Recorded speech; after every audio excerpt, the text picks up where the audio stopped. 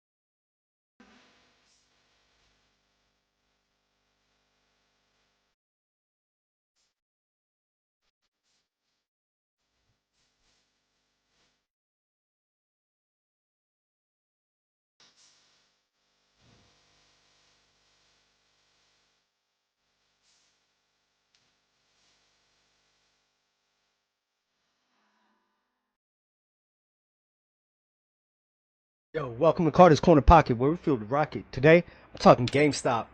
Straight off the bat, what's up, Michael V? John T. Singers. So, 51st Elitist Platoon GME Division reporting for duty. Can't wait to be able to afford Mickey D's. Let's go, GameStop.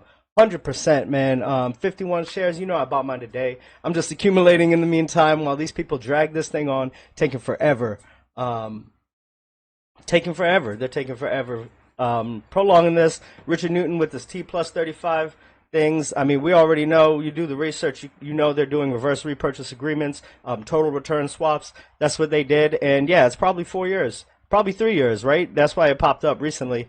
But that's their game, that's their play. They're trying to string it along. In the meantime, Ryan is just making this thing a fundamentally sound company that can last for decades. That's the story of GameStop over the past 3.5 years. Coming up on the 4 years anniversary. My buy date, I think, was around January 26th. I lost my virginity to GameStop at that time. Yeah, so that's the deal. Total return swaps and what did I say? Reverse repurchase agreements. We just had to nail down their timeline. But take a look out at my Crayola chart. I'm just being stupid, you know. Like I was trying to figure out the reason I did all of this is like I just want to know what Roaring Kitty knows, what Keith Gill knows. Like why? How is he able to time this thing so well and just know what's going down? He's like a time traveler. So I'm just trying to figure out. In some of his tweets, he was talking about it being the squeeze being repeated, and this is very similar over here. I know it looks funny; it looks like a little kindergartner drew it, which is cool with me. I mean, make fun of me all you want, but I'm constantly trying to figure out what's going on with the stock. But don't get it twisted. I'm a fundamental long-term investor that just continuously buys. I'm just trying to figure out what the hell's going on with this. I know, like by now, I'm pretty damn sure an algorithm is trading this stock, and there's similarities between January 2021 and what happened in May.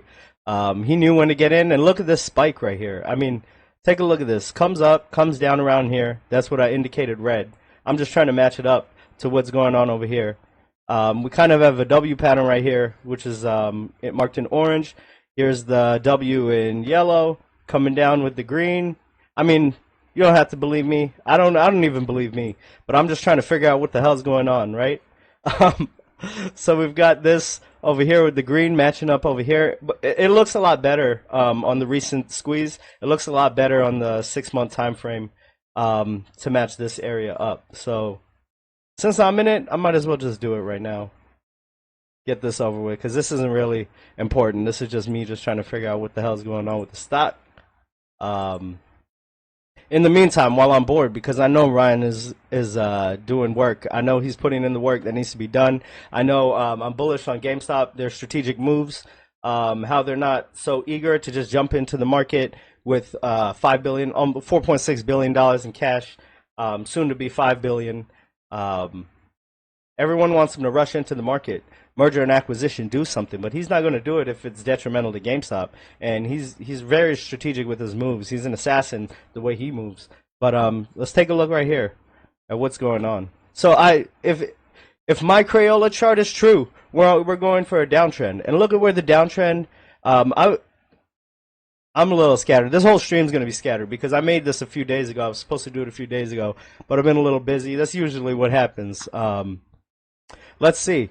Get ready for a downtrend, but look at where this downtrend starts to end, where Q4 earnings is. So, me personally, I think Q4 earnings will be the catalyst. We need a major catalyst to do it, and if it's not, it's not. And I just know, in the end, Ryan Cohen has my best interest in mind because he's a shareholder. He's the largest shareholder. He's a shareholder just like you and I, and that's what it is. So, say this does repeat the pattern. I don't even know what pattern I'm doing at this moment, but say it repeats this pattern, and we just come down here, and over here, quarter 4 earnings is going to be 100 million plus positive earnings, and that'll be what it is for the year. So it's going to look good for us. I don't know what he's going to announce. Maybe just the bullish positive outcome of the total year or net income turning around, which you can see in the Q3 earnings. Oh yeah, I haven't spoken since the Q3 earnings. Okay, so Q3 earnings, we're looking for a company that's doing a turnaround. Like Marantz has said it, we're not looking at NVIDIA. We're not looking at Amazon, Microsoft, none of that. Any of that. Any like deeply established companies that have completed a turnaround if they've had to and launched upwards. GameStop is in the turnaround mindset right now. And look at this. The stock has hit a deep low right here, $9.95. We did share offerings, our new floor, our new lows. It's around like what? It's somewhere around here, 18 to 19. I chose to select this as in comparison to this. I don't know. Maybe I'm wrong. But whatever. It's around the $20 floor. We offered shares. The stock price went up. That's why it is not like AMC's offering. You offer shares at AMC, the stock price tanks 20%. You offer shares over here. Ryan Cohen makes a ton of cash, no debt. Great management that continuously buys in over the past few years. What more do you need? We have the PSA cards, the graded cards, the grading services. Retro gaming is just expanding. All of these are in infantile stages, and it will continue to expand. Retro game right now, GameStop has about 3,100 cards. We've gone up to 4,500, almost even over 5,000. Now we dropped all the way back down to 3,000. There'll be a time when we get a huge influx of cards. Maybe it's this holiday season. Maybe it'll register, and Ryan Cohen is just strategically doing positive things for GameStop, and the sentiment is all positive throughout forums, online, Reddit, different Reddit boards, all of that. It's just bullish sentiment, and it's received well by the customer. So that just lets me know Ryan Cohen's doing his work. I was just wondering on the macro time frame. I'm wondering if this is established the higher low, which I've been talking about, or if my little Crayola chart is going to play out and we're going to cross that this line. But I really don't see us going below this. Let's see, this low over here, I would imagine would be around 26 if we pull back, and over here is around the $22 range. Now, if it pulls back to $22, I'm straight with that. I'm good with that. I really don't care. I'm going to be buying the entire time. I'll be buying continuously. Cost averaging down. Right now, if I buy, I'll be cost averaging up, but I'll continue to do it because I just want to accumulate shares before that Q4 earnings hits and everybody wakes up to GameStop and what it is. That's what it is. To start the show, really? The show, I still think that's so funny. To start the show like I have some type of production, which I don't. It's just me gathering data, looking at overall macro trends, macroeconomic trends, and see what's going on in the world. And then try to relate it to GameStop. Try to figure out a piece of the puzzle. I remember Richard Newton did a video saying, I'd like to take a stab at the puzzle. Everyone on Reddit, I don't know if it was Superstar, whatever, they all said he figured out the puzzle. Obviously, he didn't. That fool's been buying and selling like a fake investor the entire time. He's not as bullish as you and I. He doesn't believe the way you and I do. He's not cut from the same cloth. That's what it is. Let's see. Ryan, John T. Singus. John. Ryan, I'm going to give you the dividends back for more shares. Don't worry, bro. Dope Cho up and to the right. Endgame. What's up, yo? I see you. You retracting your message? All good, yo. What's up? Glad you're here. Hey, man. This doesn't affect us, right? It doesn't affect us. That's the coolest thing in the world. None of this matters. Drop it 10%. Drop it 5%. I don't care. 15%. It's just more opportunity. But let's get on with it. Let me see what I had with my show. What's up, yo? What's up, Endgame? Glad to see you here. I'm glad to be doing a stream, man. I've been busy. I'm about to start. I've been starting ripping up carpet for the flooring, so I'm about to start laying that down. Laying down the wood. Here. Don't get Tony De Niro too excited with that. Yeah, so job reports came in, right? Wasn't it like 20? Let me see. I got some notes on this screen. I'm not gonna front. None of this is up. Now it's off the top of my head. 227,000 job reports. I think it was 2.426% was the unemployment rate, which is just 0.004% from from being rounded up to 4.3%. So it's heading the other way. There's a higher inflow of workers into unemployment, and it exceeds the outflow. The duration is 10.5 weeks. It's the highest unemployment duration since May 2017. And job unemployment, or job openings per unemployed worker, is at 1.11 versus 1.2, which was the pre-pandemic average. Over here you can see the share of 25 to 54-year-old Americans who were employed fell for the second straight month. As of November, it's 80.4%, down from 80.9% in September. After reaching multi-decade highs over the summer, it's now below its pre-pandemic levels. So, I mean, it may seem like a small amount, but we want to track it, right? This is a large amount of data they're tracking, so small increments is large. Just like the unemployment rate. 4.246%. That's just 0.004% from being rounded up. And when they round it up, it's going to be 4.3%. It's going to look a lot worse than 4.2%. So there's that. Soon enough, Ryan Cohen will be over here. Instead of Warren Buffett's face, you're going to see the $1 trillion man over here. Over here, I was talking about in my last stream. I I was talking about the bank stocks. How the book value is going up, and when it reaches over 1.5, the aggregate book value is research done by Bloomberg. When it goes to over 1.5, the bank stocks 90% of the time they fell an average of 20%. So to me, that's coming. It's like 94% of the time they fell. So it's coming. It's only a matter of when. And I believe it's going to be when they raise inflation, when they raise rates next year. December, they're going to do a rate cut. The inflation rates will be raised out of nowhere. People aren't going to see it coming, and then that'll trigger everything. That's to be done in 2025, along with all the issues going along, will cause it geopolitical tension, trade wars, and this issue, the market, GameStop, the way they operate, the way hedge funds operate, the way pension funds operate, all of that. So let's go ahead and look at this. S&P price to book ratio. Actually, I had something else going down right over here. Let me go ahead and see. My bad. Okay. Here's the S&P price to book value. As you can see, back in the .com bubble, over here, this was the .com bubble when it was over 5 price to book value. Right now, we're at 5.15. Stock valuations, it's very high for equities, and there's bullish sentiment, which is bearish for U.S. equities. It's the highest bullish sentiment we've seen. People are still willing to buy at these highly inflated prices. So yeah, you can see right here, we're reaching the peak, the .com bubble, and what happened when it burst. And then not only the price to book value is high, is elevated. This is the price to sales value. The stock price to the sales is 3.14. It's at its highest. It's one of the highest here. During the tech bubble of the late 1990s, the price to sales ratio reached unusually high levels, reflecting investor enthusiasm. So investor enthusiasm is at its all-time highest. They are paying the highest price they've ever paid on equities, since like the bubble of the late 1990s. From even before. Like, look at this. Look at the late 1990s, this area. And here where we're at now, prices are overinflated. There has to be a correction. When it is, I can't tell you because they'll keep pushing it off.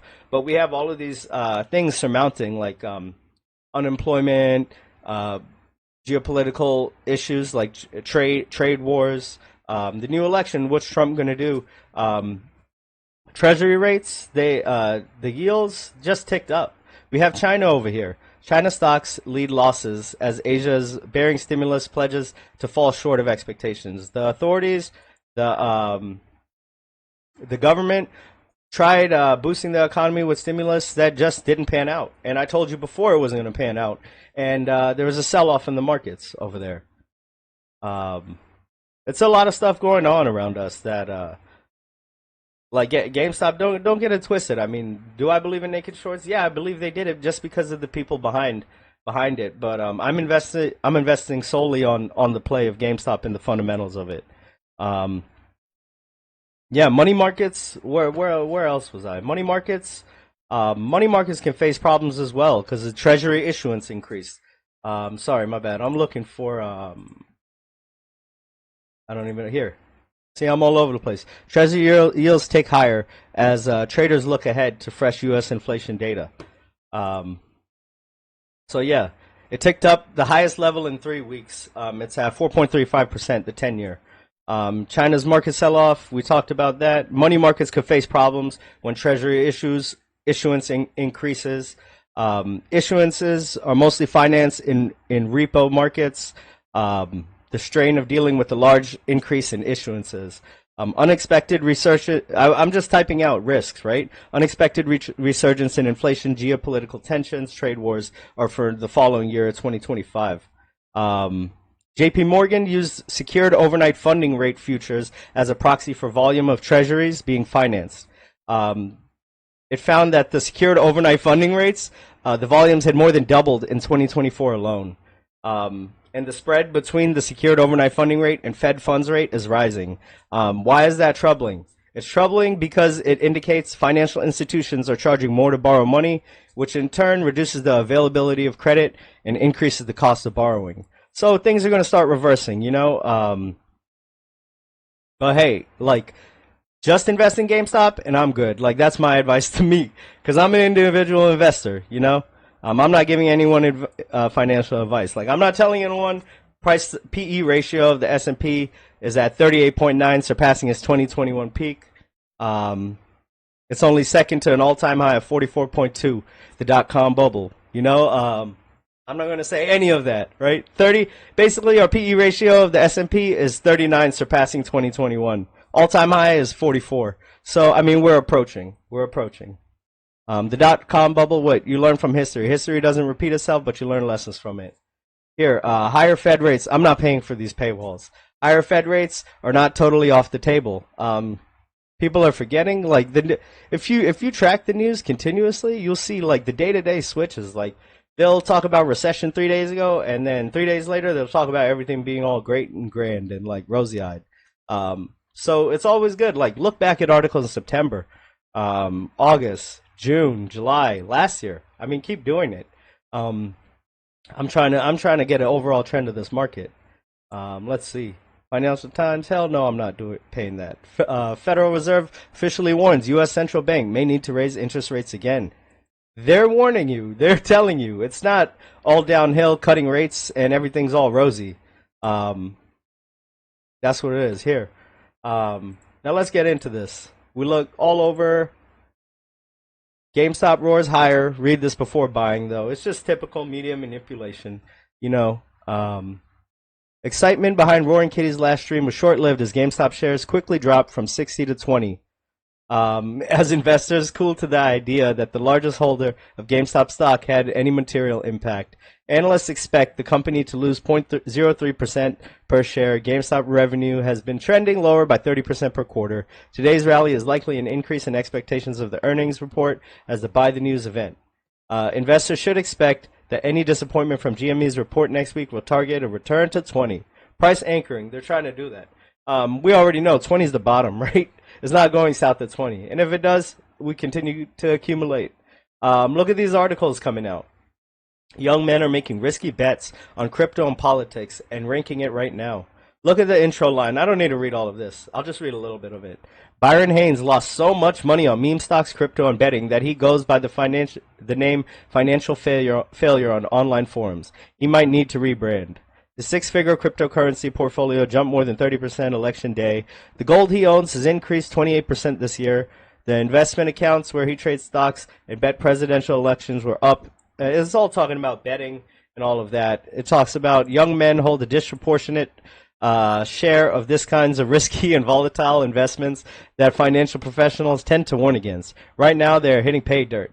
Risky for who? For hedge funds? Those who oppose GameStop? Short sellers? Yeah, that's a hell of a risky bet.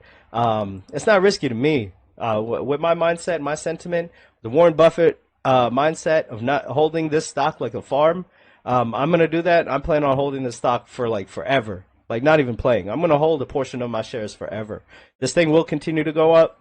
I mean, look at the macro 5-year. I like looking at the 5-year because, I mean, I'm not here. I'm not selling next week. I'm not selling in a month. Looks like it's on an overall upward trend. When we reach here, it remains to be seen. Let's see. Let's see where we go. Let's see where we head. Earnings is right here. I expect a big uptick right here. And I drew this over here. Let's see what happens. It's all fun and games until they get blown up, right? So what else? What else do I have to talk about? U.S. banks, right? I was talking. I'm not going to get deep into this. The Basel III endgame liquidity requirements. U.S. banks were acting like it was a win because they opposed it so much. Like the margin requirements, collateral requirements were going to be increased.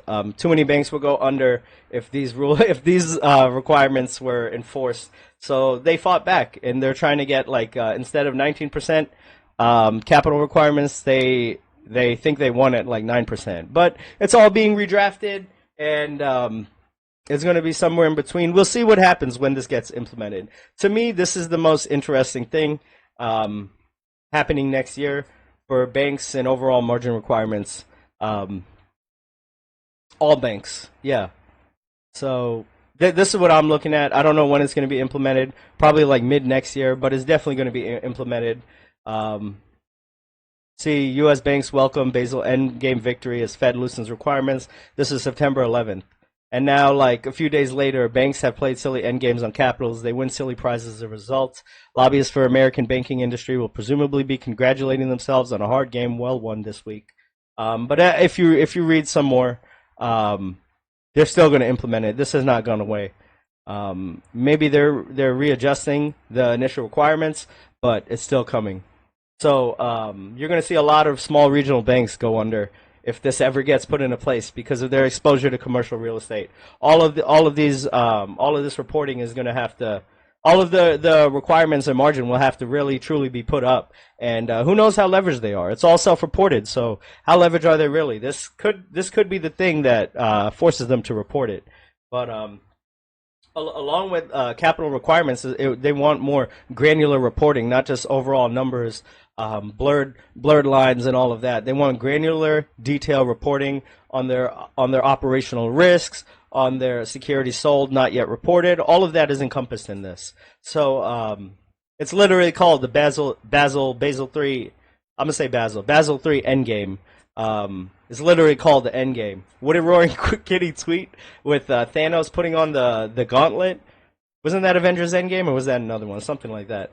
But whatever.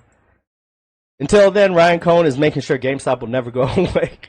So I'm cool with that. And people want to wonder what's going on with Italy, selling all their stores in Italy and Germany. It's clear and it's evident. Eurozone manufacturing recession deepens. Stellantis shares fall after CEO's resignation. As it happened, Germany, France, Italy led slump in European factory output last month, while UK is also weakening. That's why there's going to be a slight recession or a pullback or something. And U.S. is ahead of all of these countries. We will not feel it as much as they do. But these are the reasons why Ryan Cohen has sold off. It's not because we're doing worse. Maybe the numbers were not as good. I don't know. I haven't looked into it. But there's something coming. German economy unexpectedly grows, dodging recession, inflation up. This is October 30th. And then like December 6th, Germany recession risk rises after industrial production slump. Just like 1 month later, it's the complete opposite reporting. So, I mean, I don't know what to believe.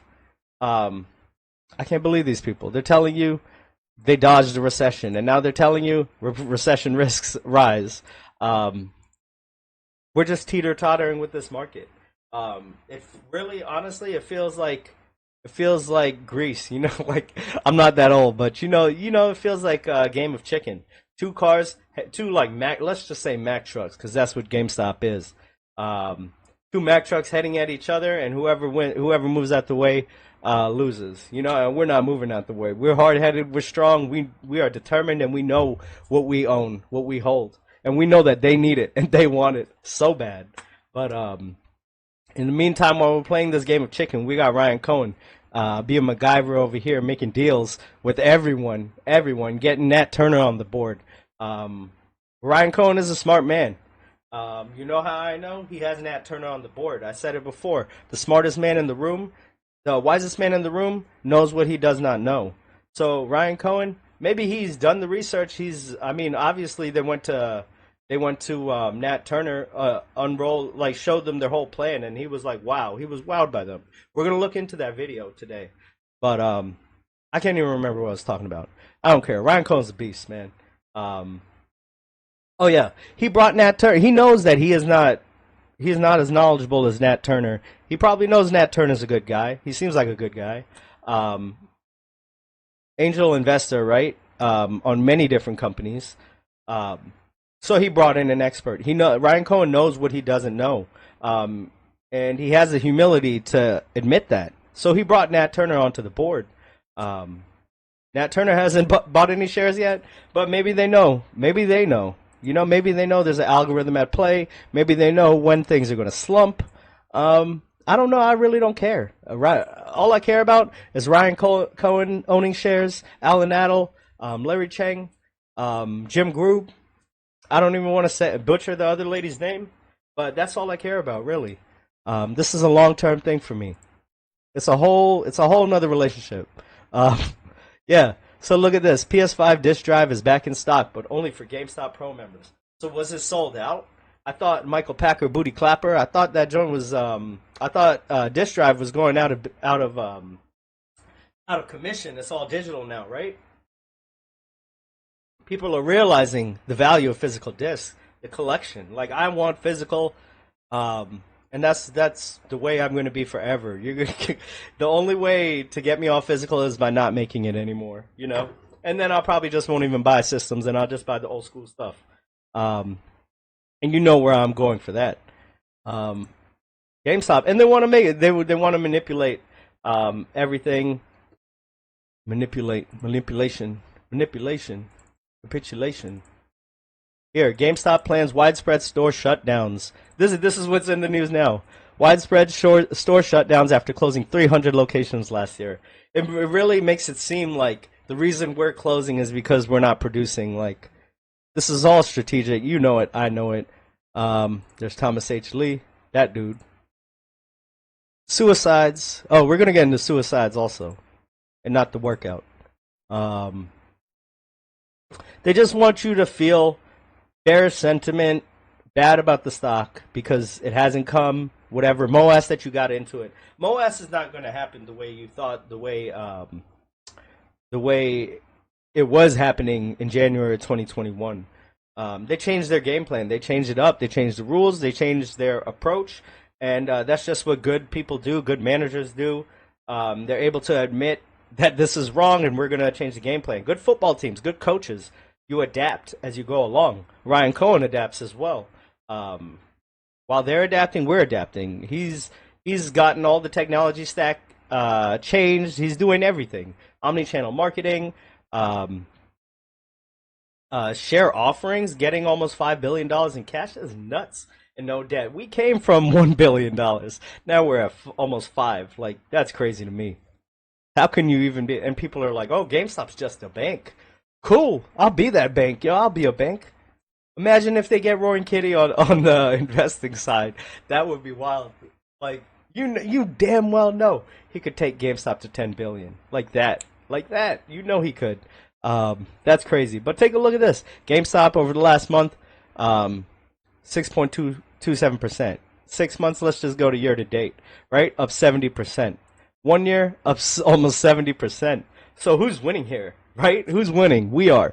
We strung it out through the tough times, through the $10, $9.99. You know, what was it? $9.95 was that the low? We strung it all out. We held there through the whole time. Now it's time to get ours. It's gonna come slower than we expected, but hey, man, I got time. I got time. Where's the low? $9.95 right here. So if I can be here continuously buying, I can be here continuously buying, and I can be here continuously buying. You can't stop me. You can't stop us. It's not a collective. I love looking at my little Crayola thing. It's so funny to me. All these people like Tony De Niro talking fundamentals and doing all their stupid PE ratios and all of that. Check the quick ratio on GameStop, Tony. Tell me what you see. And I'm over here just drawing squiggly lines up and down. Really, it's Roaring Kitty that's making me just try any which way to try to figure out what is going on, how he knows so much about this. I'm not playing. I don't play options. I don't condone it. I just want to know what is going on with the stock. How is he so on point with all of his memes, predictions, his streams from 4 years ago? How is he so on point about this turnaround? Oh damn! I only got like 20 minutes left before I gotta pick up my kids. Shoot. Where am I at? I guess I'll just come back. I'll pick them up and come back over here. I was trying to end it at that time, but I don't think I'm going to get through it at that time. Okay, we did that. We did that. Okay, we did that. GameStop overall up 70% on the year. Catch me outside. Let me read the chat. And then I'm going to talk about... the reason I was talking about Roaring Kitty is because he was talking about GameStop as Tesla, a Tesla squeeze. Listen to this, and you'll be bullish as ever. But first, I want to read the chat. I want to see what's going down. No, let's see. I'm glad I'm talking. I'm glad you can hear me, and I didn't just do that whole thing without talking. You know, those phony numbers. Endgame House is burning. Yeah, okay, we're ready to cut rates. Absolutely right. It's such a game. They cut it way too early. They didn't let it play out, so now we're gonna have to play this game. They're gonna have to reverse it. Everyone's gonna wonder why. And that's when things will take off to me. Buying at all levels, Moro Rodriguez, 100%, man. That's what we do. John Singus, endgame 2 to 3 days to cover is also phony baloney. Absolutely, that thing's gonna be like months and months and years. The way they do. Michael Packer, booty clapper, absolutely, man. You know how he gets down. With Tony De Niro with their bearish sentiment, $10 price target, $7 price target. So, where's my money? Bryce Acosta, what's up, man? Welcome. Yeah. So let me just do it. I gotta set an alarm so I don't forget to pick up my kids. What type of parent would I be? Going live and forgetting to pick up my kids from the bus stop? That would be funny. Funny for me. Not really. All right, let's go. Come out, all right? Earnings come out and they're announced and everybody can see them. And Tesla stock, you know, starts out here around the $300 level. And at first it goes up, and then it goes down. It actually goes below the $300 level, okay? It starts entering the 290s, 295, 292 after hours and whatnot. Then it pops back up, then it goes up a little bit, then it pops back down. But it never... Before I start this, I already started, but I just want to go to Tesla. I want to show you. This was August 2nd, 2018. So where he's talking about it. And look at the chart from way back when. 2018, August. Let's see.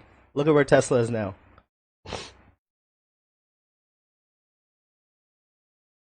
Okay. 2018, August is around here, around the $20 price range. And right now we're at 430. So this is how I see GameStop playing out, honestly. And Roaring Kitty had mentioned it in his live streams 4 years ago, and you damn well know that man's a time traveler. You know he's right. Got down anywhere close to $280 level, which was a bad sign for short sellers out there, okay? Then all of a sudden, everybody started to look at the numbers more in depth. At first they saw that, you know, just the EPS and missed and whatnot, and revenue didn't blow anybody out of the water. It beat, but it didn't blow anybody out of the water. So those are the first two numbers people looked at. And so the stock's just kind of moving up and down and up and down. And then all of a sudden, everybody started focusing on the $2.2 billion in cash the company has right now. And all of a sudden, it was like, oh, this company's not going out of business. They're not going to need to do an imminent capital raise anytime soon. And next thing you know, the stock shoots up, and it's around 4% up going into the conference call, okay? Going into the conference call, it was up around 4%. So as of right now, it's looking pretty good for the longs. The shorts are not panicking at this point in time, okay? Some of the shorts had already you know, gotten out of their positions because they saw the 2.2 billion. They're like, oh man, this company's not gonna. But that was some of the smart shorts did that. They covered right then and there, and they're like, okay, we'll get out of this now, okay? After hours, before the conference call even starts. But most short sellers going in where they're like, it's okay. Elon will screw up. Elon's gonna say something crazy. Elon's gonna get mad at an analyst or something like that. Something bad's gonna happen. We're okay. We're okay right now. And when it Yeah, now replace Elon with Ryan Cohen. Ryan Cohen says nothing, so there's nothing for them to go off of. There's no mistakes he can make. Verbally, like they can't run off that. He tells them nothing at all. What ended up happening is the first piece of great news ended up coming out, and next thing you know, the stock was up 6%, okay? The next piece of great news comes out, it's up 7%. The next piece of great news comes out, it's up 8%, and by the time the conference call's over, it's up around 9% after hours, okay? Now, there are two ways shorts we're looking at this. So like, okay, you know what? It'll end up selling off tomorrow. We're going to be okay with this one. Yeah, it's up huge after hours, but we'll be all right. We'll be all right, okay? We'll be all right. Now, as a short seller, you like all these good pieces of news that came out, like you should have just known, like, let me just cover my position and get out of the stock. But we'll get into why they didn't do that in just a minute, okay? So this is what happens, all right? Now, the stock was still under the 329 level going into the open today, okay? It was under 329 after hours. I think it closed yesterday around 327, 328, which put it up around 9%, all right? But it's under that key level. Then all of a sudden what happens is Tesla blows through the 329 level and it goes up to about 10% to 11% up during the actual trading day. And this is when a lot of shorts started to say, okay, it just blew through the 329 level. We need to get out of this now. And shorts started covering. And this just sent the stock up bigger and bigger and bigger. Plus you had a lot of longs buying on top of all this, all right, which just sent the stock up more and more, and why it ended up closing at around $349 here at the close, all right? Now, the scary thing for short sellers who did not cover yet, the scary thing is we're right under this $350 level, okay? We're right under this $350 level. So while short sellers here were like, okay, we need to get out of this, we need to get out of this, there's a lot of good news, our short thesis is crumbling. Some short sellers said, you know what, okay, as long as we stay under the 350 level, we're okay with this one, we're okay with this one. Well, now we're right here, guys, and so a lot of people believe that if it blows through that 350 level, we're going right back up to all-time highs. Now, we've seen Tesla stock, many times over, go up 100% plus in a matter of, a 6 to 9 month span, more than 100% plus in a 6 to 9 month span. We saw that in 2013, the stock like over tripled, okay, in a very, very short amount of time. So that's kind of a worry. Is the stock going to triple here in a short amount of time? I highly doubt that. Highly doubt that. I would be sick, but I highly doubt that. But the bottom line is, if this also explodes to a $600 stock and you're short these shares, you're going to get absolutely slaughtered. You're probably going to have to cover. Your brokerage is more than likely going to make you cover somewhere along the lines, okay? Now, here's the worst part for Tesla short sellers, okay? Here's the worst part for Tesla short sellers is, I think for a lot of them, the truth has finally come out and they finally realize that they are wrong on this stock, okay? Tesla short sellers have been 100% wrong the entire time they've been in the stock. Tesla came public around 2010. It's been a public company for 7-8 years now, right? That entire time, Tesla's had a massive amount of their shares short. We're talking somewhere around 30%, okay? It's not like Tesla's some new short position. And Tesla used to be a stock that was like a $20 stock. And now it's a $349 stock, okay? So Tesla short sellers have been destroyed every single year pretty much since this stock has come about, okay? They've been destroyed, and destroyed again. This sounds just like GameStop to me. I wanted to do this before Q3 earnings or the day of Q3 earnings, but I just couldn't get it out. I was going to say look for positive EPS and net income. Net income came out like 17 million, somewhere around a $20 flip from the previous Q3, which was minus 3 million, which the previous Q3 was minus 90 something million, 99 million, something around that, 97. It was in the 90s. So to flip that 90 million and then 20 million. That's nuts to me. So what do you think's going to happen in Q4? And then S&P 500 inclusion. That's only going to turn this thing around. Palantir, I haven't even looked at what Palantir is, but after their S&P inclusion, they're like, I don't even know if I have it. I don't even need to do that. But it's gone up to like 70s, probably 80, something like that, from a low of like 10, 15, 20. I think their S&P inclusion was around in the 20s. Now it's about 70, 80. So yeah, positive EPS, net income looks good to me. And the thing is with the cash flow, I'm looking at net income turnaround for a turnaround company in the midst of a turnaround. I'm looking for net income positive or at least flipping around, turning it around, which GameStop is doing. Cash flow, we've got a whole rack of cash, and people are going to talk about top line revenue. You know the deal, man. They don't take into account stores closing. They just look at overall top-line revenue numbers as if GameStop's doing bad business. What about all the marketing expenses of the PSA and retro rollout? That's a lot. I know he did it. Ryan did it efficiently, utilizing as many resources as we could. But all the back end, right? The iPads, all the equipment, the back end technology, maybe agreements with different companies to. I don't know. I'm not in GameStop, but there's many different aspects to these things being rolled out. But I know Ryan Cohen did it smartly, utilizing his employees. There's new hires, market research that has to be done. All of that has to be done. So SG&A expenses still went down. It still decreased along with that. So, we're doing good over here. We're doing good. It's the same with GameStop. Top line revenue falls, but they don't take store closings into account, right? What else do we have? So the smart shorts closed on the dip. Dumbasses thought they could shake us out with bots on Reddit, comments, plants on YouTube. I have all types of stupid comments saying GameStop's going to $2. It's only bots. Back in 2021, Gabe Plotkin said they were going to do research on message boards, forums, and see what they can do so that something like this doesn't happen again. So the squeeze doesn't happen again. So if you don't think they're on Reddit, they're in YouTube comments, they're in chats, think again, because they're trying to change our sentiment. It's not working, and it will never work, honestly, to me. Yeah. So basically, the inclusion in S&P 500, the short thesis is crumbling, just like Tesla. Let me go to the next part of this video, 858.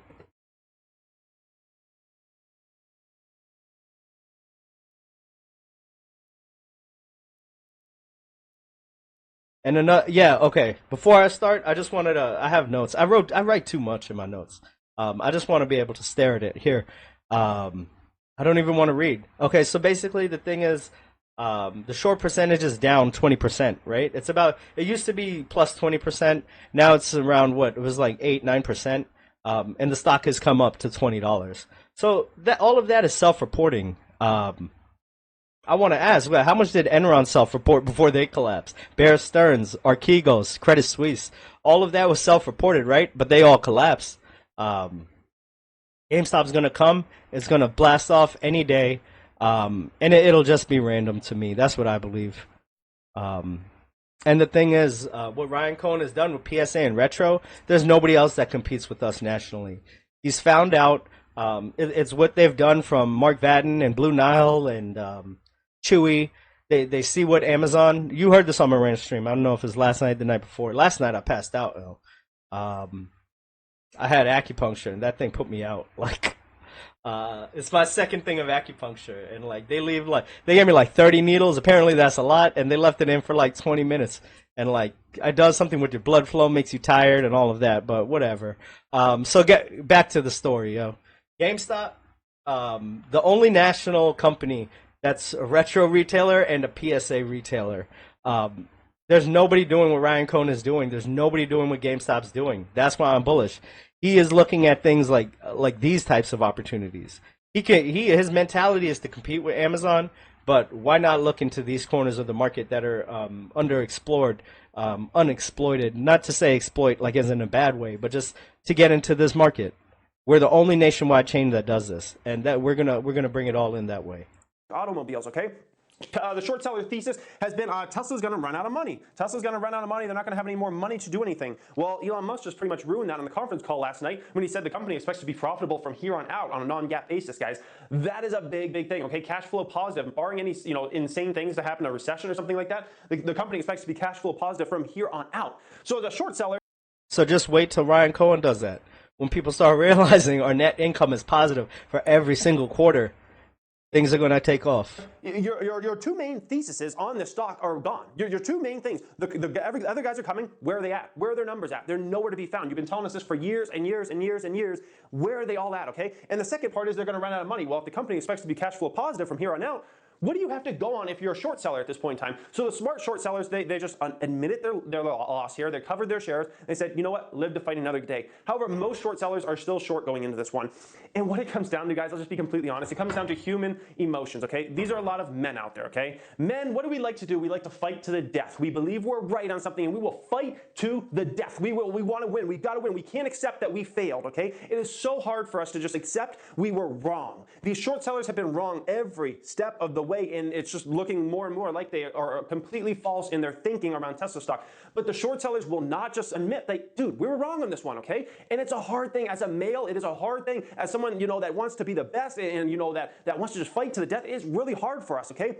But these short sellers just gotta, look in the mirror and say, dude, we lost on that one. There are plenty of other ones we can make money on. But so many of these short sellers have gotten so caught up into looking into Tesla and their hate on Tesla and just focusing on the negatives of Tesla and just with their blinders on and just, let's just look at the negatives and negatives and negatives. With this stock, they've gotten so focused on that that they can't even open their eyes and see, oh my gosh, this is a company changing the world. This is a company doing huge things. This is a company that even if they ran out of money, they would be able to get money from any bank out there. Anybody out there would loan money to them. If they want to sell the company, they could sell it for a huge premium tomorrow to an Apple or Google or Facebook or an Amazon or pretty much any company out there, okay? Because of the technology behind this, because a leader of this company. So the whole short thesis is coming to fruition in the opposite way that it was supposed to. The fact that all these competitors are coming, it's not true. They're not doing numbers. None of these guys are doing numbers. No one's excited for these electric cars these other guys are making, okay? Everybody wants a Tesla if you want an electric car, all right? Oh, they're running out of money. It's not true. So the short sellers, they just got to look in the mirror and say, you know what, we were wrong. I should have done this. Once again, it's a hard thing to do as a male. I should have done this with GoPro a long time ago. Remember, I was bullish on GoPro 2016, 2017. I should have acknowledged when the drones started falling out of the sky. I should have said, you know what, dude, I'm wrong about this position. The management has no competency. They're, completely, idiotic. They're making bad moves. They're screwing up left and right. Let me get out of the stock. I could have got out of that stock with a profit. But the male inside me said, no, Jeremy, let's fight this one to the death. Let's fight this one to the death. They're going to somehow make it through. It was stupid. If I looked at all the facts right in front of me, I should have said, I need to get out of this stock right now. It's a company that's failing. But no, the male inside me said, I want to fight to the death. And that's what's happening with these short sellers. They're totally in denial right now. They will not open their eyes to anything that's going on. The demand, the fact that Tesla's ramping, they said Tesla wouldn't be able to ramp, they're ramping huge now. Everything that Tesla's doing out there, these short sellers are completely ignorant to it. They got blinders on and they just want to look at, oh, they're losing money right now and maybe they'll run out of money or something like that. When it's like, dude, if they ran out of money, they'll be able to raise money in a snap of a finger. The short sellers do not want to accept their loss, and it's just, they need to accept their loss now before this gets a lot worse. Because who knows, could Tesla fall back down? Good, but at the same time, it's a stock that, could rise, another 50 to 100% within 12 months, okay? And as a short seller, your short thesis just gets worse and worse and worse, and you lose more and more money. Short sellers lost around $2 billion today. Around $2 billion is what short sellers lost today in Tesla stock, and they've consistently lost massive amounts of money since this company came public around, I think it was around $17 a share, okay? Short sellers just got to look in the mirror and say, dude, we lost this one. We lost this one. Let's move on to the next one, man. Let's move on to the next one. And the funny thing with short sellers, if you ask them what price are you shorting this down to, almost all of them are going to say, we're shorting it down to zero. So even if, let's say, they were short and they try to make a quick profit, they wouldn't. They wouldn't. They're trying to short this down to zero, and it's a completely unrealistic game these shorts are trying to play. But it's pride. It's coming, man. Cash flow positive, positive earnings quarter over quarter and annually. Wait till the annually hits, right? It's over when Ryan Cohen says so. I'm a believer. He's working things, moving things around on the balance sheet the way he did with Chewy. He said we could have been profitable anytime if we scale back marketing costs. Ryan Cohen, he's a master at this. That's all you need to know. He's more masterful than I am, probably you.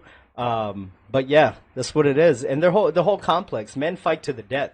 That's so true. It's ego. I'm not going to say women don't fight to the death. Have you met my wife, a Latina woman? She kill you with a knife, straight up. Women are just, bro, when women murder, they murder. Like 100 stab wounds type of thing. Man, maybe a gunshot, right? Like craziness. The mentality, man. It's the mentality. I always talk about their ego, our ego, and our mentality. I guess we're the same way, but on the opposite sides. And the short thesis is coming to an end, the bear thesis. Ryan Cohen has his omni-channel marketing. Everything is integrated from online to in the store. You can shop your store. Inventory is up to date. All of that. We have. I wrote over here. We got our same day delivery, right? Live inventory, shopping your store. I said that. We have agile, data-driven management, building partnerships with the best of the best in the market, a la PSA. That's what it is. Agile management, agility. That's what we have. Yeah, and when I think of it, pro memberships coming in with the PSA, all of that. It's just the whole whirlwind. It's like the perfect trifecta, but like many different angles. I'm good with that. I'm cool with that. Let me read this real quick. The chat. Let me see where GameStop's at. I really don't care right now. Down 2.33%. It's cool with me. Because we know we got squiggly lines over here. Jay Crispy, you wrote over here, clip some Roaring Kitty in your videos. I bet that could add some subs. Regardless, appreciate the videos. I like the incorporation of the macro. Absolutely, man. You got to know what's going on, like, because say it tanks, say the market tanks, right? Nvidia's down 2.5% right now, still way overblown. Say the market tanks, GameStop's probably going to pull down with it, but we're going to spring back up like a springboard. So the day-to-day price action doesn't faze me. But I want to know what's going on with the overall market. It's just funny to me how they can write an article about recession in Germany, and then a few days later, within 30 days, there's another one saying it's all good, and then going back to a recession. Like, it's crazy to me. The media, the news, it's all, what have you done for me lately? So I'm not on that game. Clipping Roaring Kitty also, like, that's cool. I'll clip them. I watch all this stuff.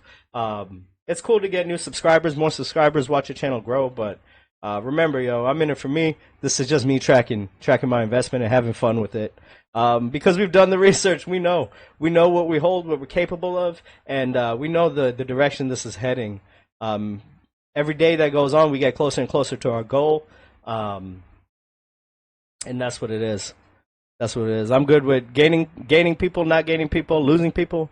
I lost 2 people in the time I haven't done videos, and I'm good with it. I was just laughing, cracking up. Good video about Tesla.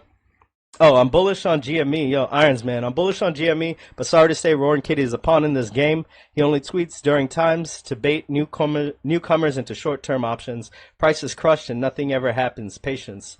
Yeah, so I never associate Roaring Kitty, Keith Gill with GME, but I never base my investment off of what he does. I don't stand for, I like options is all, to me, options is just a game for them because they're the masterminds behind it. They control the whole system, so they know, they see all the orders, they know where money's coming, where it's flowing, and where to take it away, how to hedge it, all of that. You're playing against like algorithms and computers that operate in microseconds. Ken Griffin out in Chicago I don't even remember, tried to pay hundreds of millions of dollars for a trading tower across the street from all the other trading towers. It was just closer to the New York Stock Exchange, and was willing to pay hundreds of millions of dollars. I'm gonna find that, willing to pay hundreds of millions of dollars for a tower just across the street. So on this side, where all the financial companies, the traders, and everything, all on one tower, they each pay and bid for a higher spot on the tower, so that they can trade just microseconds faster than this spot on the tower. Ken Griffin wanted his own tower across the street solely to Citadel so that he could operate microseconds faster, and he was willing to pay hundreds of millions of dollars. I forget the story. It was in Chicago. He tried bribing a mayor by donating to the mayor, trying to get this guy elected. He ended up losing, and he moved his whole business out of Chicago to like New York and Florida and all of that, just because he didn't get that tower. That's wild to me. So if you want to compete against that, you want to play options, cool with me. But me personally, I never associate Roaring Kitty with my trades or strictly to GameStop. With GameStop is Ryan Cohen. Roaring Kitty is all fun. He's an investor like you and I. You see the videos. Maybe he's baiting them, maybe he isn't, maybe he just knows. But that's cool, man. Try not to get caught up in options. Try not to because you'll end up losing your money, you know? Jay Crispy, good video about Tesla, which we could relate to GameStop. Imagine in the recession, GME puts up a couple billion in tech stocks to do things to improve the business. I believe that's what Ryan Cohen's going to do. Would he invest in? I don't know, but, I mean, it would be cool, right? You get a huge dip, and we throw in all our money in that. Sergio C., buenos dias, Sergio. Endgame Michael Venuti, yeah, absolutely. The real soldiers on this line, yo. Jay Crispy, Roaring Kitty has a cash pile. Wait till trains come. If you watch the videos he put out, you know. Kansas City Shuffle, Thanos, cheers, 100%. It's cool.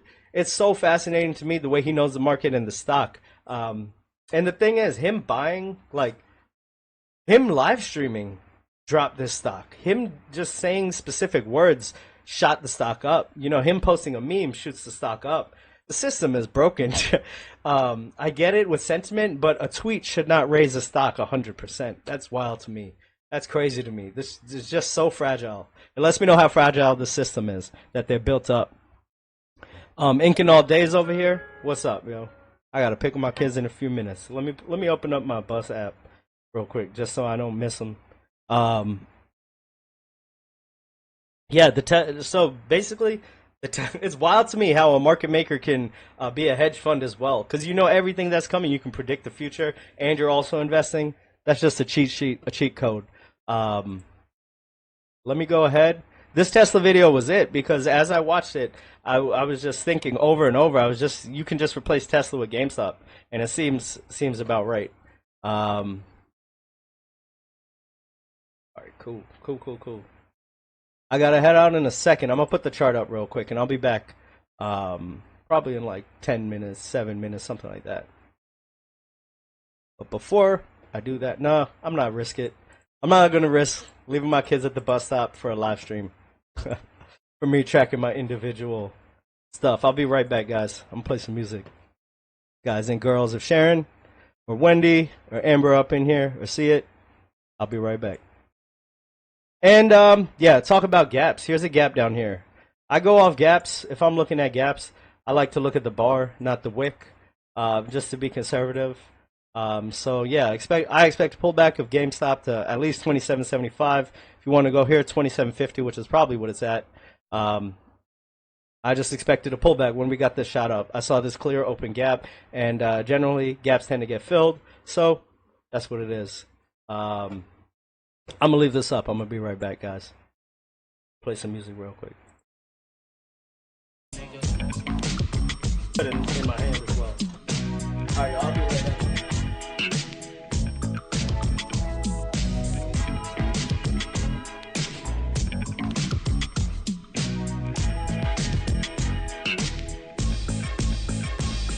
Now, trick what lace who? They ain't what mates do. Got a lot of girls that'll love to replace you. Tell it to your face, boo, not behind your back. Niggas talk shit, we never mind that. Funny, never find that. Puff a dime sack, right hot shit. And make a nigga say rewind that. Niggas know we go against the Harlem Gigolo. Get your hoe, lick a low, make the bitch trick it though. I represent honeys with money, fly guys and gents. Ride with the tents, that be 35%. Foes hold my lace, so I look both ways. Cops say it's okay, my tent smoke grades, no way. Nigga leave without handing me my shit.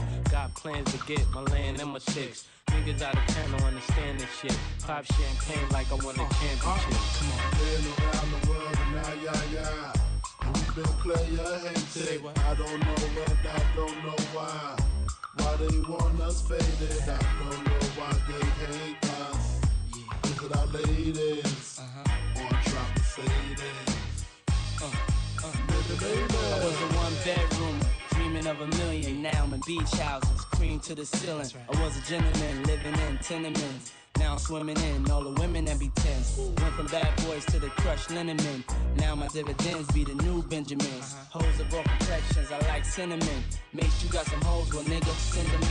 What you waiting for? Let the free show begin. How they came in a truck. Nah, fuck, that's a bitch. Mercedes, come here baby. You don't like it where it's hot and hazy, never shady. You must be crazy. It's ridiculous how you put your lips on this. Don't kiss right there, girlfriend, I'm ticklish. And I be switching B's with a wrist full of G's, nigga, please. I'm the macaroni with the cheese. Been around the world and now, yeah.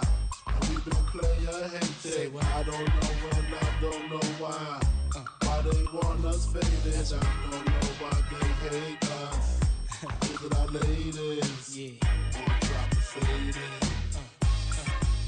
Now I'm puff through the world, even though I'm young. I'm making my bed to see that all ladies come. Get them all strong from the tip of my tongue. Licking places niggas wouldn't dare put their face in. Before I die, hope I one day could float by in the brand new treads on the old chai. Never my throat dry, even when the smoke fly. Eat the mommy chocha and drive a low car. We never ride far, pack 5 in the car. Save money for the drinks, I'm about to buy the bar. And everywhere I drive, I'm a star. Little kids all on the corner scream, that's my car. It was days couldn't be fly, now I'm in a TI. Coming clubs with BI, now a nigga VI. Rock tons of gold, enough money I fold. Roll away you wanna roll, break 100 out the toll. Been around the world, yeah. And we've been player hated. I don't know when, I don't know why. Why they want us faded. I don't know why they hate us. Why they hate us? Look at our ladies. Is it our lady? On drop the faded. Say what? Yeah, baby, baby. Been around the world and now, yeah. You know, we've been player hated. I don't know when, I don't know why. Why they want us faded. I don't know why they hate us. Why you hate us? Look at our ladies. Is it our lady? On drop the faded. Say what? Say what? Baby.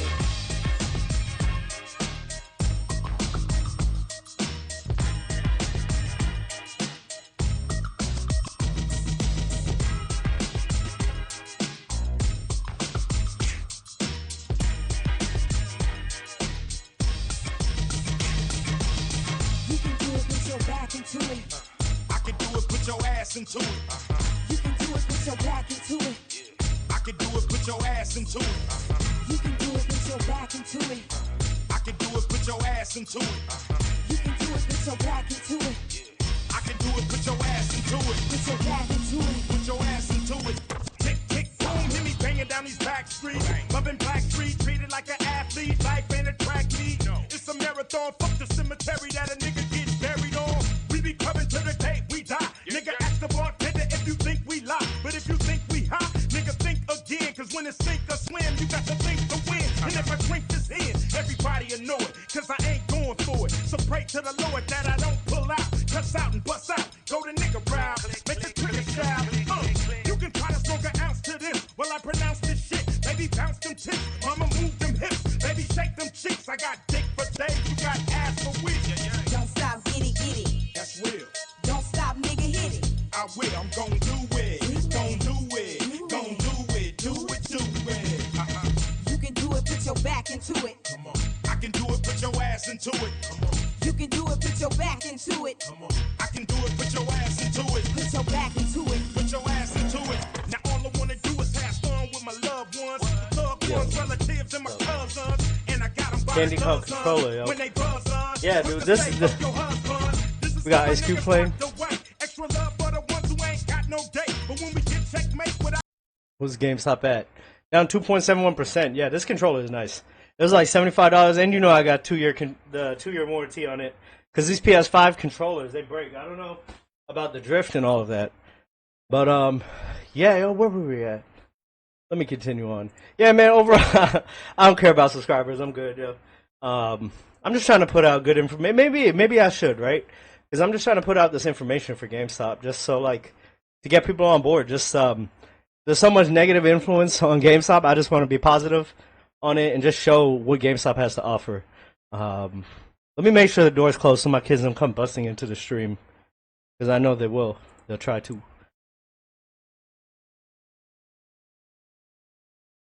Cool. Alright, cool. We're here, yo.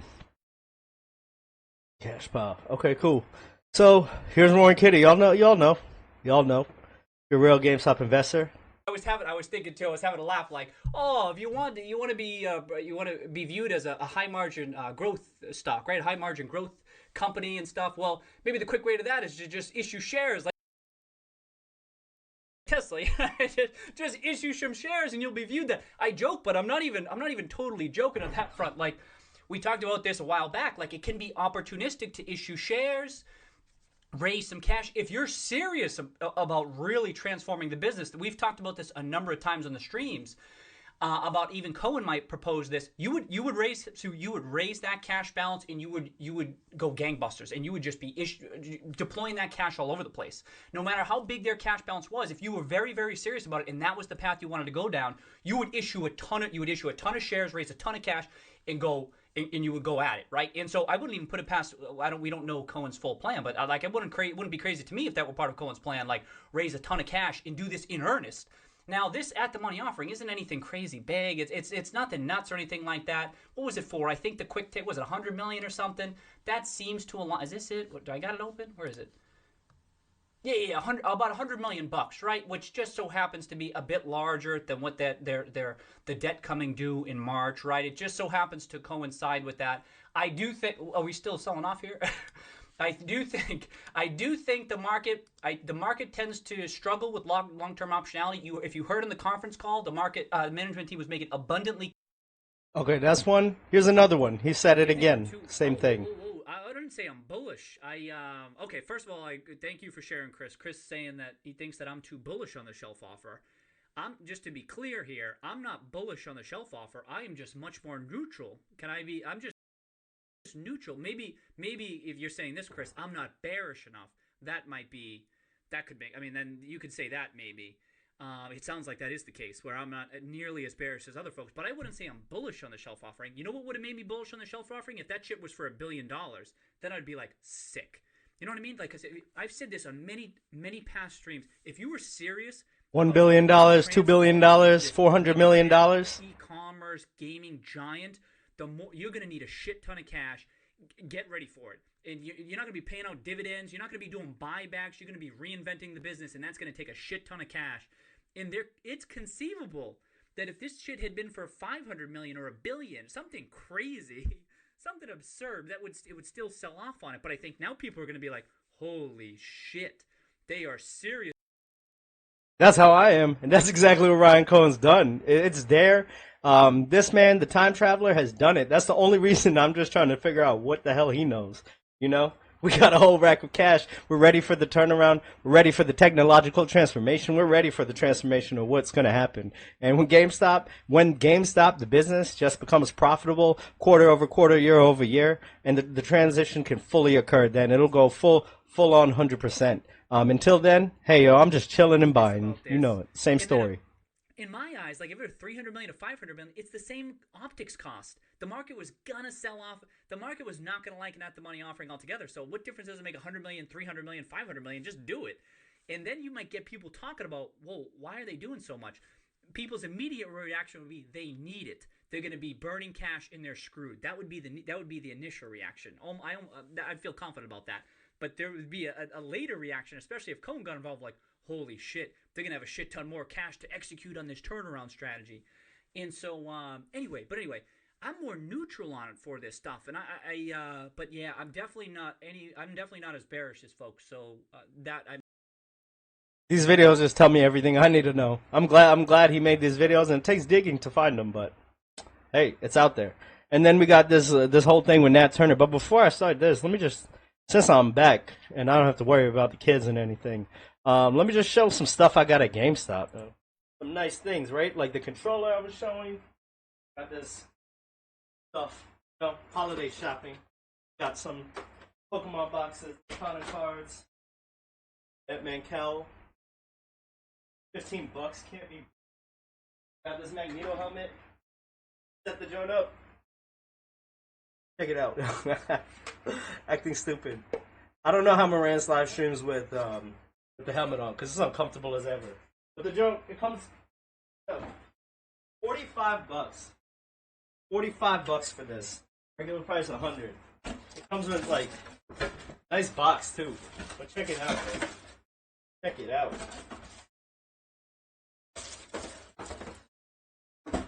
Got a stand over here. Guess this show. Don't let Tony De Niro get a hold of this. Don't let Tony De Niro get a hold of this. GameStop employees do not sell him this helmet. He may not use it as per the instructions. You know. Let me set this helmet up, yo. Oh snap! He will never use it per the instructions. Look, you got a Tony De Niro, yo. Don't get too excited, yo. Playing games with GameStop. Want me to take it easy on you when you playing games at GameStop? $10 price target, $7 price targets. Playing games, boy. Check it out. Tony De Niro could use this for something completely different than a helmet holder. That was funny.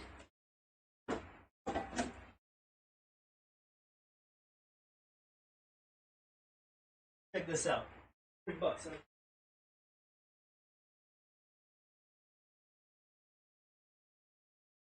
That Jones nice.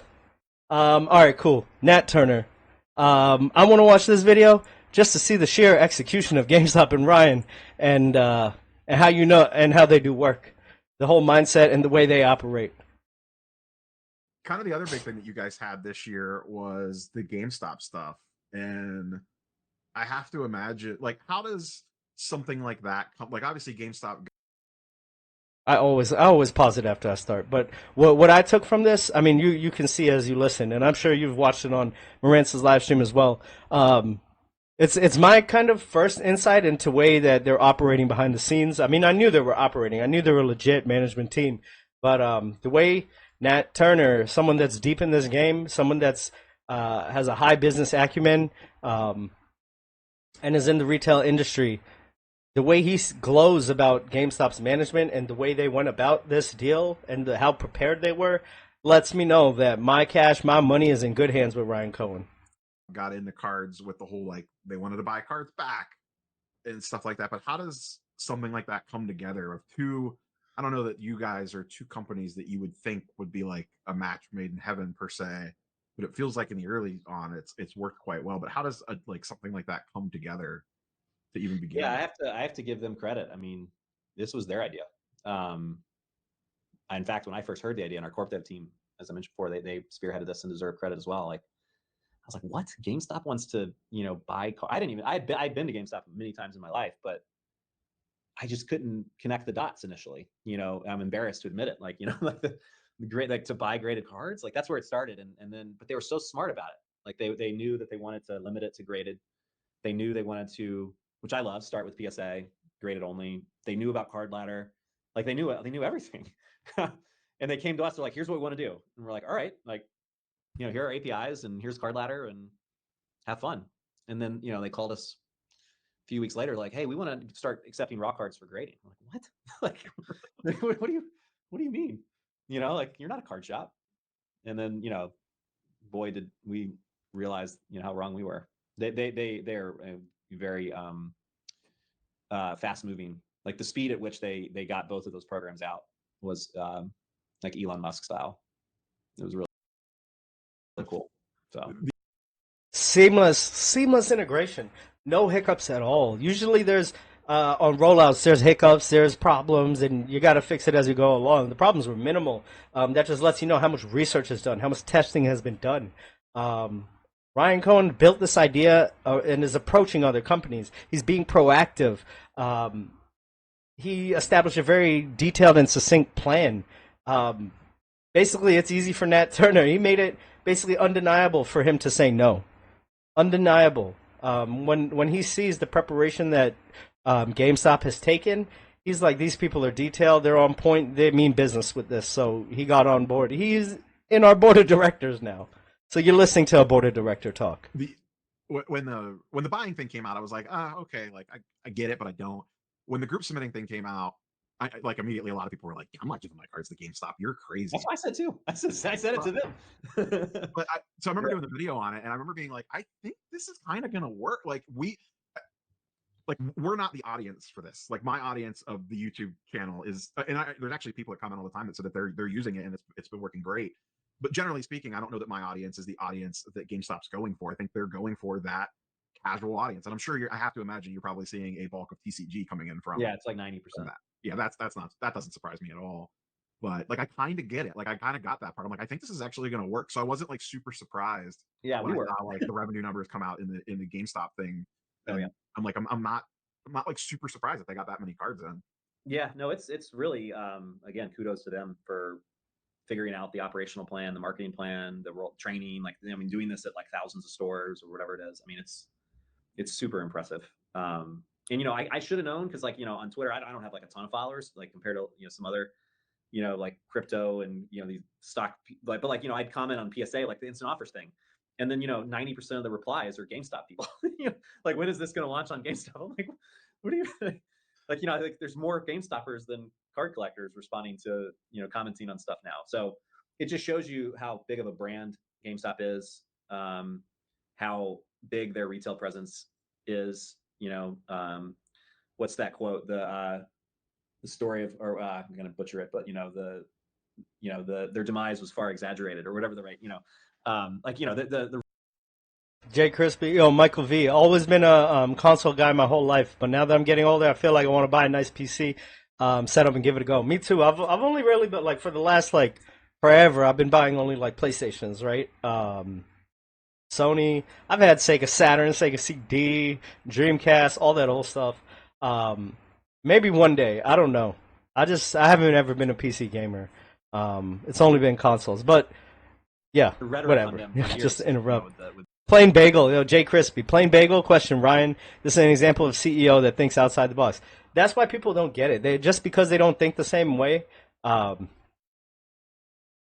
Just because I'm referencing it to a quote from the Washington football team. I'm not going to say Commander Suck as a name. He was the defensive coach. He's from the Cowboys. He said, Joe Witt, he said, he's like, I'm dyslexic. He's like, so I know better than anyone. He was like, if a player is not understanding what I'm teaching them, then I just need, as a coach, I need to find another way to teach them. A lot of coaches in the NFL, they're like, this is my system. This is the way it works. This is the way it's always done. We're going to ram it down your throat. If you don't get it, you're an idiot. Ryan Cohen doesn't think that way. He thinks outside the box. He thinks all different angles. He's just a smart business person, and he pays himself $0. I mean, his only incentive is for the share price to go up. Has been negative, but if you actually are in this community, like go to one, and again, I hadn't been to one in a few years because I'm not in the gaming world much at all.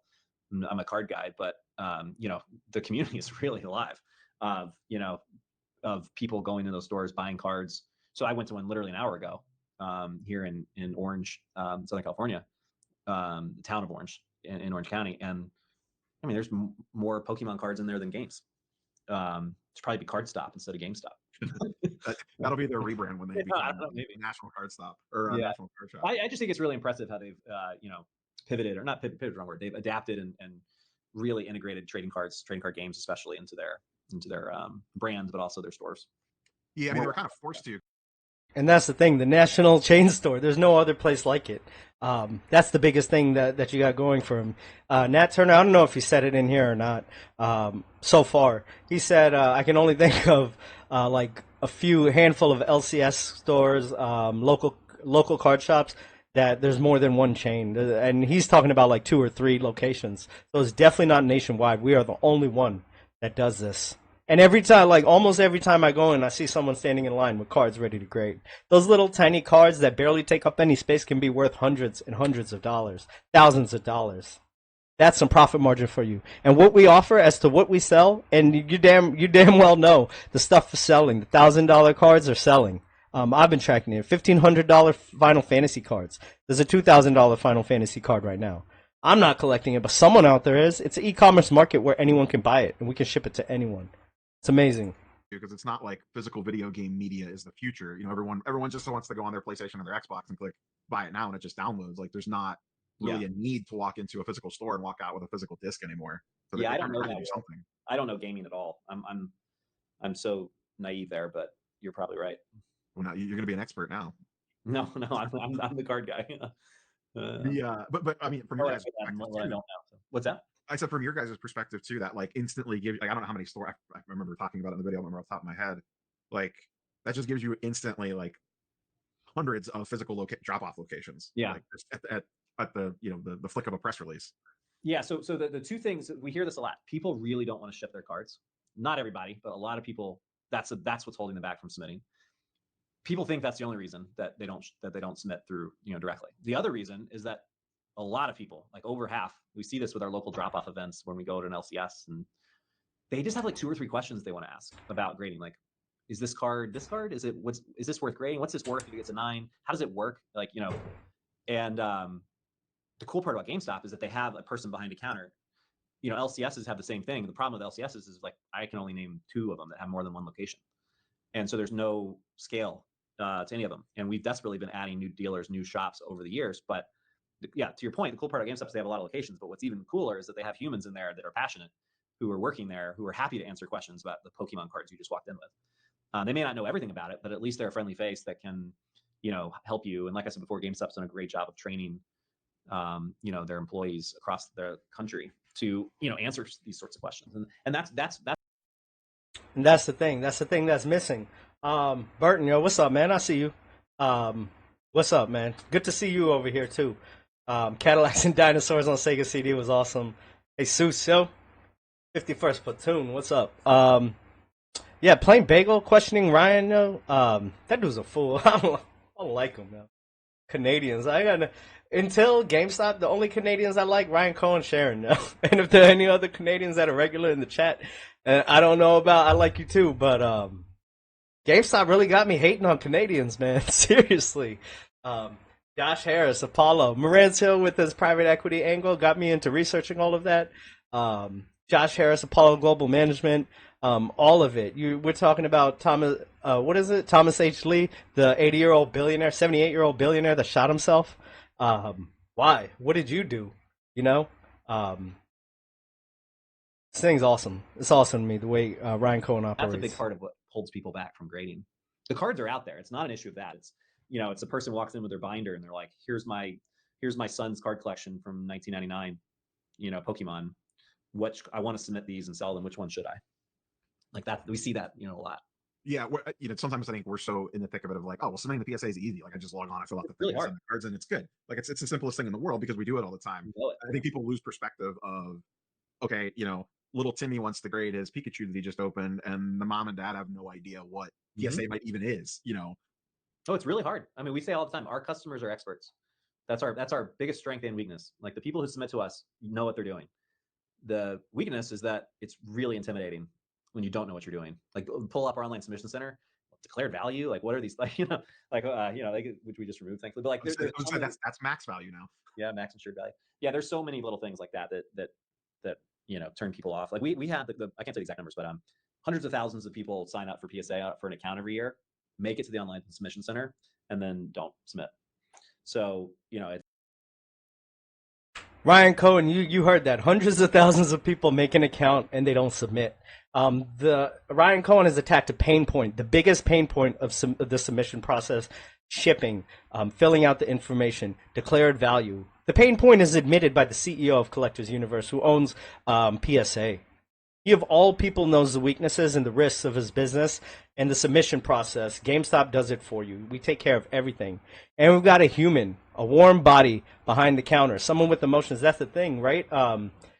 Hedge funds, Citadel, they hire psychologists that study human emotions just for trading purposes. So do the opposite of what they want you to do. You feel down, flip your mindset. Feel up, you know. Look at the macro, look at what GameStop is, where it's come from, where we've come from, and just know that you've held. You held through all of this, all the way up here from, what is it, 120.75 all the way down to 9.95, and now we're headed back up. GameStop does it all for you, man. It's a one-stop shop, submitting, grading, and we're located all across the nation. Next to Ulta's, next to what else are we next to? Hardware stores, just everything that people go to on a daily basis, we're located there. We're not in a corner of a rundown, abandoned shopping center, you know, down a little alleyway, a local card shop. We're right there. Ease of parents to grade for their kids, or just ease of access to these services. I love that about it. What else? Where am I at? I'm done listening to that. Ryan Cohen, and then we also have all that money, right? Like, don't ever forget it. He's a ruthless investor, a ruthless CEO, ruthless everything. It's about time we put our foot on their throat and never let up. Don't let them get any more air. Short thesis is absolutely dead. Done. Here we go. Michael Pachter, booty clapper. Michael Packer, booty clapper. You know, that's what it is. Let me play this one real quick. No, not this one. See? All types of messed up. Let's bring in Wedbush analyst Michael Pachter to discuss. And I've played this before. There's a reason I'm playing it. I'm not playing the whole thing. Sell rating. Let's bring in Wedbush analyst Michael Pachter to discuss. Stupid face. Price is $650. Closer to that. You're right on the sell. Is the dream over? Oh, I think the dream never started. You know, you guys have a documentary out right now. I think it came out yesterday called The Meme King, calling Cohen a meme king. He's the Queen of Hearts. You know, he was displeased and he said, "Off with his head" to Furlong. That's the CEO's name that they shall not name. I mean, it's like if he said his name in the press release, he'd be cursed. They brought 3 Amazon executives in 3 years ago, and they managed to. One departed after 7 months. I think she figured it out quickly. The other was fired after less than 2 years, and the third one was fired after just under 3 years. So Cohen brings people in, doesn't. I mean, are they going to figure out how to be Domino's Pizza and not Blockbuster here somehow? Because so many trends in gaming are going against them. We just had Apple announce the Vision Pro. You can bet that's going to operate on an app store. You're hard on that, as well as others. What's the path to life here? What do they have to do? So Cohen's solution is blockchain gaming, and of course. So this fool, you get the sentiment of him. Here you go. 9 years ago, Michael Pachter trying to push out his thing. The reason he hates GameStop is because he's short GameStop. He's probably lost a lot of money on GameStop already. Here, I found this 9 years ago. 9 years ago. $10. Remember his $10 price target and $7 price target. Right now we're at $28. Closed on the day $27.99. And Michael Packer's still spitting that trash, 9 years ago. He still has the same thing. He's still talking about the same thing, the demise of physical. When over here, you saw, I don't know, maybe I closed it. You saw disk drives back in stock at GameStop. And I'm only playing like 30 seconds. I know about half the people that I've seen here. So the other half, I'm a stock market analyst, which means I absolutely contribute nothing to society. I'm a knowledge worker. I help institutional investors, so the guys who manage your 401ks, pension money, I help them make smarter decisions about stocks. I'm really. Are you sure? Are you sure? Because you have a $7 price target on GameStop, now $10, and it's at $28. You're completely wrong. But you get the point, right? I'm not about to play this. Good at stocks. Really suck at everything else. You suck at everything, Michael Packer. You should just jump. Seriously, because you suck at everything. You definitely cannot analyze GameStop. And you're the only one, right? You're the only one that's out there with your bearish sentiment for over a decade, almost a decade. It's going to be coming up on a decade. You've been clamoring for the downfall of physical for 9 years, but we're still alive, still reinventing ourselves. Ryan Cohen, you heard it from Nat Turner. He knows he knows what he's doing. He knows how to develop a plan, a strategic plan, and he won't take no for an answer. You know how he got the seed money from Larry Cheng? Just relentless, being turned down over and over, not changing his plan. Look at how clear and succinct his plan was to Nat Turner. It was undeniable. GameStop is going to keep doing things like this, and they're going to be undeniable when they approach other companies with their strategies. Coming close to the end, so I'm about to play OG Triple OG. Whenever you feel, and like I'm not even playing, whenever you feel down 2.64%, don't. Go back and listen to what Ryan Cohen has said. Go back and watch his old interviews. Go back and read the articles about who he is, why he does what he does, and what his drive is, and he'll let you know. Briefly, my father always told me, talk is cheap. I will speak briefly. My father always told me, talk is cheap, actions speak louder than words. My responsibility is making sure GameStop is run by managers who treat company money like their own. In corporate America, the people in charge, the professional directors and management teams, are not aligned with shareholders. They are always the recipient of stock grants. However, they rarely purchase company shares with their own savings. There's a big difference between risk-free compensation for showing up and putting a meaningful amount of your own money at risk. As a result, money is wasted, work is delegated, and a lot of time is spent managing to short-term expectations and pandering to Wall Street. I like people who roll up their sleeves and do real work. People guided by principles, not robots who seek to rest and vest. In corporate America, there's no shortage of overpaid executives, bad capital allocation and chronic waste, and serial delegators. Much as this behavior is both predictable and reprehensible, it is precisely what creates opportunities. Thank you for being a shareholder. I mean, straight to the point. The man puts in the work. And one other thing I wanted to say about Nat Turner, right? He was talking about GameStop has an employee there with passion. They may not know everything, but it's someone to talk to. You don't get that on Amazon, I said. You don't get that online, Walmart, where there's nobody over there, right? Target, where you get all the other things. But you can only go to GameStop to grade unless you want to go through the trouble of packaging, shipping it out, having the minimum, paying more money than GameStop, doing all of that. But we got a warm body. Human emotions are tied to this thing. That's why they hire psychologists, psychologists to help with their algorithms to manipulate the stock to get you down. Humans are the world. When the internet goes down, when the grid goes off, it's just a human, right? You got to operate in this world.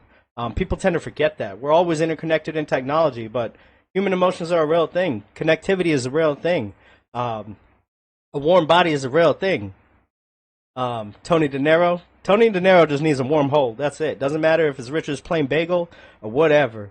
Just I'm gonna stop, yo. I'm gonna stop. Tony De Niro, yo. Host of my stream, yo. Thomas H. Lee. I'm gonna end it with this. Thomas H. Lee, that billionaire dude that killed himself. What is he doing? He's one of the OGs for leveraged buyouts, private equity. Going back with KKR and the Nabisco deal, all of that.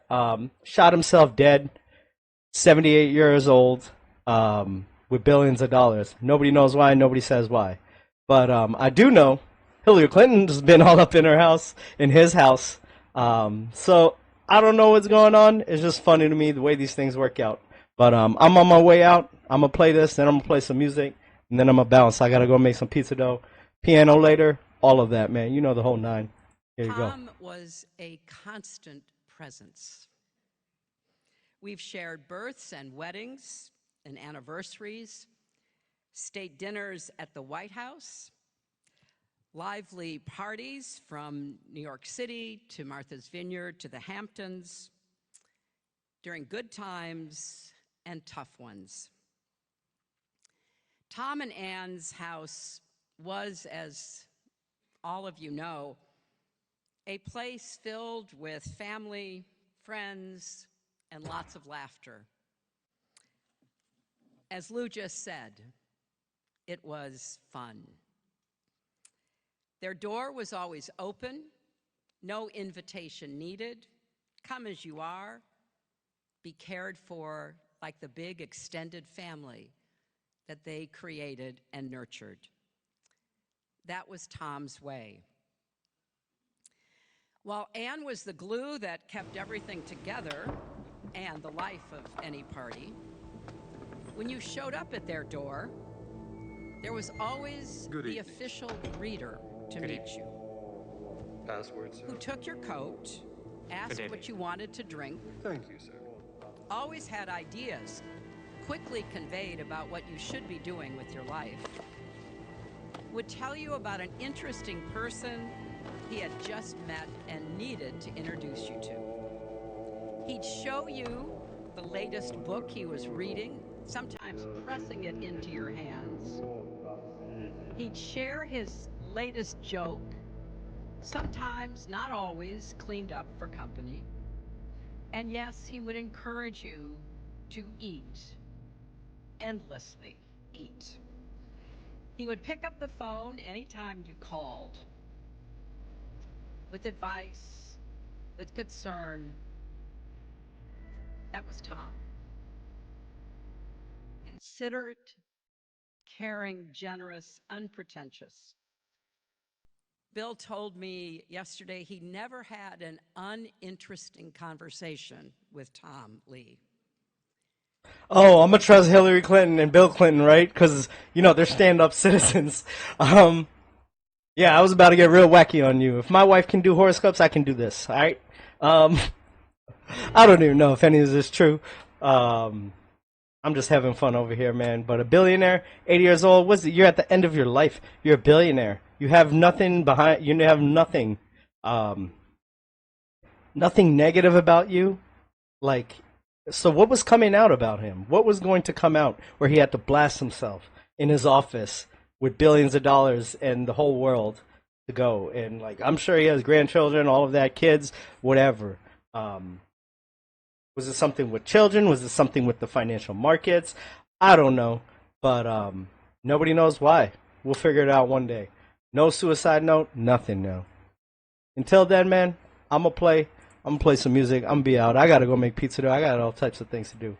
Piano, all of that, yo. I gotta live my life. I'm gonna be on Marant's stream later. Y'all already know. Dynamite_41, Be More, Invest Better, Marant's Rants, the OG, Triple OG, and GameStop. I've been in it as long as him. I don't know how he was live streaming back then, but go back and watch his videos. It's well worth it. Let's see, what do I gotta play on the way out? Oh, to Michael Packer, yo. Yeah, time to bring your ass to the table, y'all. It's X to the Z exhibit. Yeah, Snoop Double D, OG. What? Bring it alive, Dr. Dre. What? Throwing up a big ass W, covered up the world, right? Yeah, listen, look. You ain't trying to hot box with me. I swing hard liquor going down by the second round. All hell to underground. How that sound? Exhibit backing down from a conflict. Fuck the nonsense. Terrorists hit a bomb shit. Glass and metal in every direction. Innocent bystanders taught a very hard lesson. I'm the reason there's no time to reach for that weapon. And reason why niggas with problems keep on stepping. Exhibit ready to scrap like Mike Tyson with his license back. 9 to 5 minimum wage. What type of life is that for me? It's blasphemy. You fucking around with the Sundance Kid and Butch Cassidy. You had the audacity to wanna tangle with the X-ray your neck, slap you like the opposite sex. Drunk driving trying to stack my loot, while other rappers getting treated like a prostitute. So check the sound scan. All I wanna be was a jihad. My whole life, nigga, please high. Breaking off these motherfucking keys high. Let's get these motherfucking keys high. Nigga, you don't wanna fuck with this. Oh no, Big Snoop Dogg, back up in the heezy, baby. You jocking my style. You so crazy. Dre say ain't no limit to this. As long as we drop gangsta shit. Look here, bitch, you fine and I dig your style. Come fuck with a nigga, do it, doggy style. I'll be gentle, sentimental. Shit, we fucked in the rental, Lincoln Continental. Coast to coast, LA to Chicago. Yeah, nigga, you I know get what's the pussy happening, man. everywhere that I go. These bitches know what time Ask it the is. bitches in your hood, cause Hell they yeah. know. Hoes know I about get a the nigga pussy like me, everywhere man. that I go. I'm pimp these Ask the hoes, bitches in nigga. your hood, cause they know. Bitch, please. Get down on your goddamn knees. For this money, chronic clothes and weed. Look, you fucking with some real OGs. Bitch, please. Bitch, please. Get down on your motherfucking knees. We came to get the motherfucking G's. Yeah, you fucking with some real OGs. You dick tease. Bitch, please. Now what you need to do is hand my coat and roll me some dough.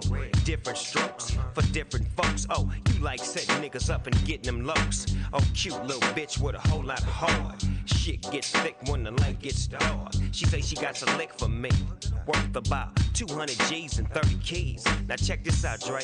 Now if I don't move, then a nigga like me, shit, I don't lose. But you know me, dog, I'm moving. Ain't nothing to it but to get to grooving. You've been waiting on a nigga like me to take that chance and rob your man and beat up the pussy, a victim of the circumstance. That's the devil, they always wanna dance. See, we go out with a bang.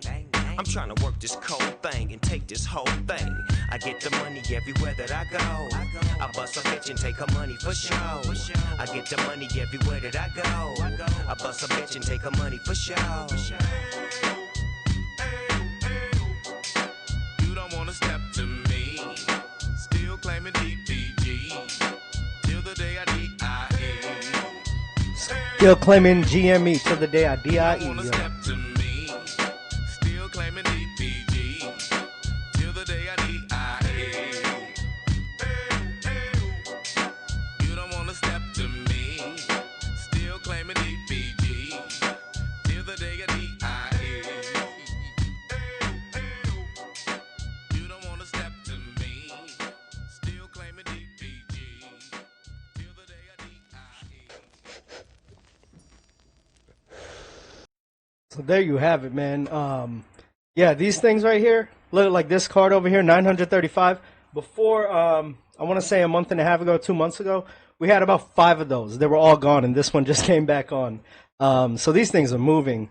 One thing, maybe I've just been going to GameStop. Like, this all looks different. Look, they've got, like, the whole website's been changed up, but graded trading cards is #1 over there. That lets me know that's their highest profit margin over there, because why wouldn't we move it for Christmas Q4, you know? Maybe we just want to advertise that as the first things. Even the 12 days of deals. We see these flip around back and forth sometimes, but I guess we're figuring out that if you put this in the front, look, 12 days of deals, GameStop trading cards PSA. It's the #1 thing. That tells me everything I need to know. But up until next time, man, because I can, yo, welcome back. Thank you. I don't know. I'm gonna be doing flooring the next few days, but after like paternity leave, I'm gonna have like a month off, so I'm gonna be chilling over here enjoying GameStop. Probably going live more often, but it is what it is, man. Next month, baby's coming. What else I gotta do? I think that's about it for today, yo. Can't stop, won't stop, GameStop, yo. Peace out, guys.